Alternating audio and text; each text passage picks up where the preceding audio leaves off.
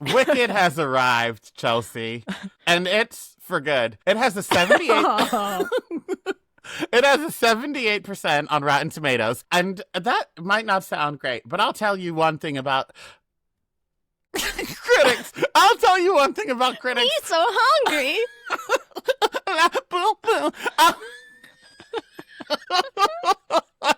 You know what my favorite part of this is? Now that we're posting more over on YouTube, again, go over and subscribe. We're posting clips throughout the week. This is going to be its own segment, like the Wicked segment, and it's just going to have, without context, you saying, boo. I love the comments from people that we get that clearly it just popped up in their algorithm. They don't follow the show because it's always like, this is just incorrect information and what's wrong with you? And I'm like, oh, buckle up. You ain't seen nothing yet. All press is good press, bitch. Okay, so tell us about those critics, please. Yeah, so let me tell you one thing about critics. It's that they wanted this pop-infused fun time. They wanted to dance through life. They wanted to be popular. But guess what? We've already defied gravity. We can't go back to the past. This is a political thriller on our hands, Chelsea, and these people didn't know what to expect. And that's why they gave it a 78%. But this is the story the world needs. Amen. Thank you. That's the critic score on Rotten Tomatoes. I believe that the audience score is like a 97 or something. Yeah, it's very high. And I didn't see it yet. So once I do, it'll be a 99. Also, I do want to talk about the press tour a little bit. First, Ariana Grande was like bum rushed on that red carpet. Disgusting. But Cynthia threw down. She protected her twin. Twin? I saw on Threads. I don't know if this is appropriate to say, so I'm just regurgitating something that I read that I can't stop thinking about. I saw on Threads that somebody said that Ariana and Cynthia remind them of trauma-bonded Sphynx cats, and I can't think of anything else now.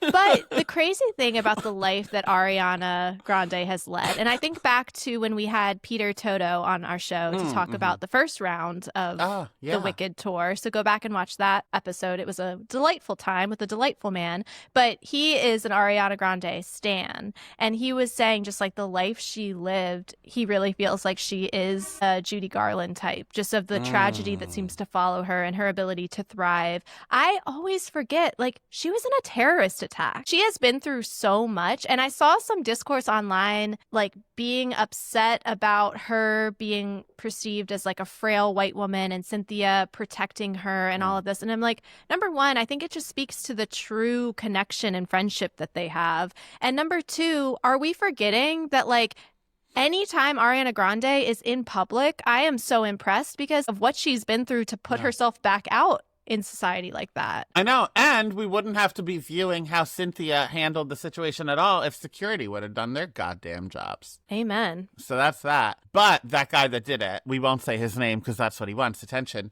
And all press is good press, and we're not going to give him any. He got 9 days in prison. Should have been longer. Let him rot, but that's okay. I don't believe in the prison industry until it's somebody rushing Ariana Grande on a red carpet. I know. Also, on the red carpet, at the New York premiere, Cynthia Erivo lost her voice. Did you see this? No. Cynthia Erivo lost her voice, so she wasn't doing press. She was just walking the carpet and not answering any questions.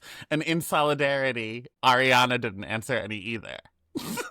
They are wackadoodles. Wackadoodles that are talented as hell and that I have so much respect for in their craft. But it is so interesting. As an observer of the culture, right? Your culture is not a costume, and I'm not going to pretend to understand the ins and outs of theater kids. But I have been on enough field trips with theater kids to have observed them from the outside.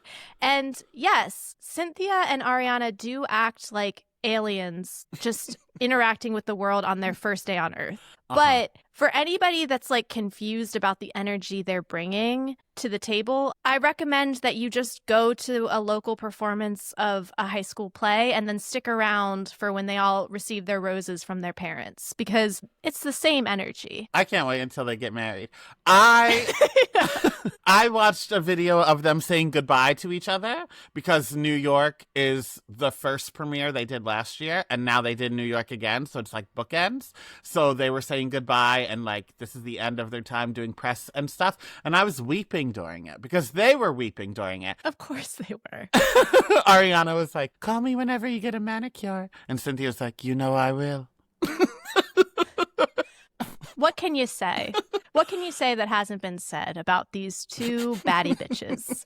I am so sad that this chapter is coming to an end because I've been on a full journey. I went from not knowing my own ignorance, I have to say, not knowing Cynthia Erivo. Right. You had to explain to me who she was, her history, The lore. etc., the lore. And for me to come full circle to now, when I text you, no last names, Cynthia and Ariana, we are on a first name basis with these characters. And I really feel like, again, I don't want to say that I'm part of the culture because I want to respect that I am not, but I'm not appropriating, I'm appreciating. You've been given a visitor's pass. Yeah, thank you. Yeah, of course.